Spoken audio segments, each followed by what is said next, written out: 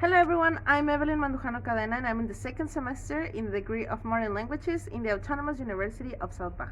Today I'm going to talk about that time of the year when it's totally acceptable to drink beer at all hours of the day, the Oktoberfest.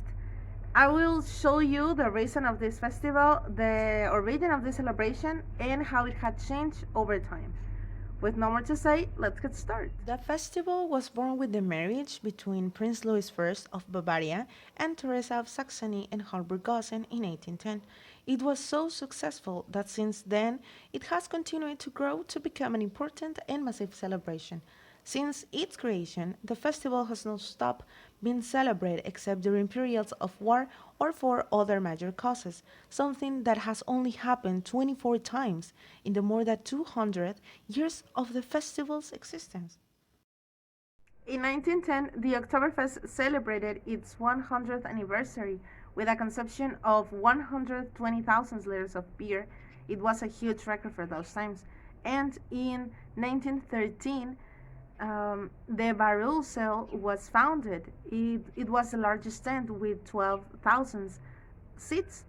What it's now a traditional opening ceremony of the Ozavit, it was presented for the first time in 1950, and the first mayor to break the rules was Thomas Wimmer. But everything isn't it fun and beautiful. In 1980, one of the most unpleasant events in the history of the Oktoberfest in Germany occurred. A bomb exploded in the garbage that was in the main entrance of the festival. Unfortunately, 13 people lost their lives and more than 200 were injured. The typical Bavarian costumes and those of the entire Alpine area are called dirndl in the case of women and lederhosen in the case of men. In Bavaria, many people use them for Sunday Mass, at weddings, to go to a beer house, and especially at Oktoberfest. In recent years, there has been a big boom and the use of these costumes has resurfaced what was previously considered old and very conservative. It's today worn by many people with pride and by The lederhosen are leather pants, usually embroidered with Alpine themes such as flowers, servants, and leaves. They carry bottoms. They usually tend to be made of plastic.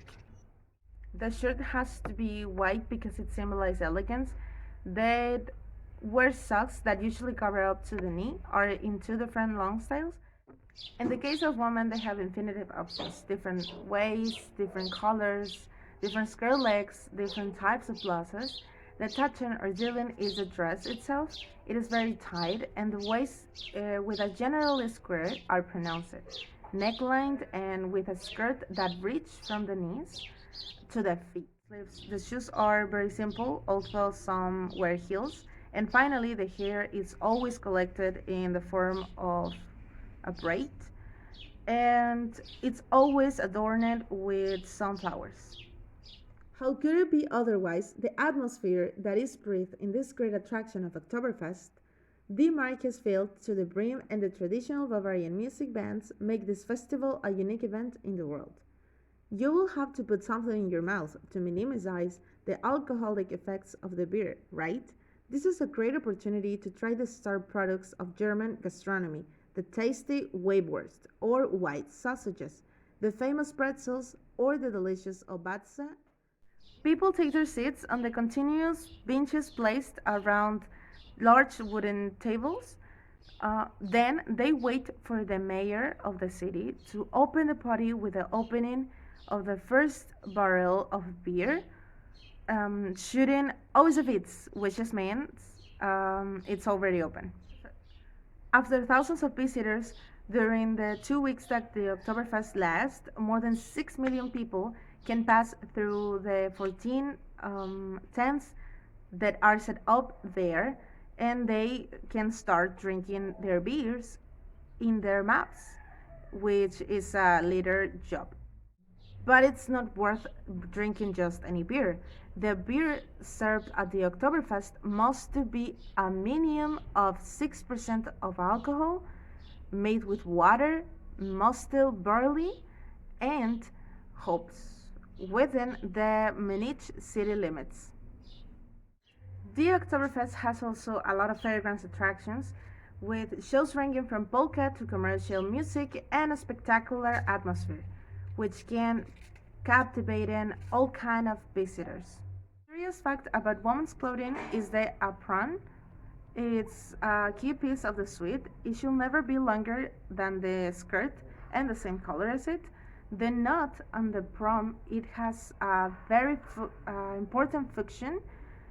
It means the knot on the left, it means that this woman is single and most likely looking for a man. The knot on the right, it means that this woman is married or engaged.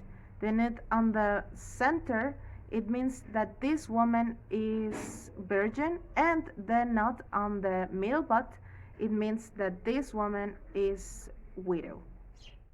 Well, as that curious fact, we have more of them, but unfortunately, I don't have so much time to tell you more. But that's all for the video. I hope that you really enjoy it as much as I did, and see you next time.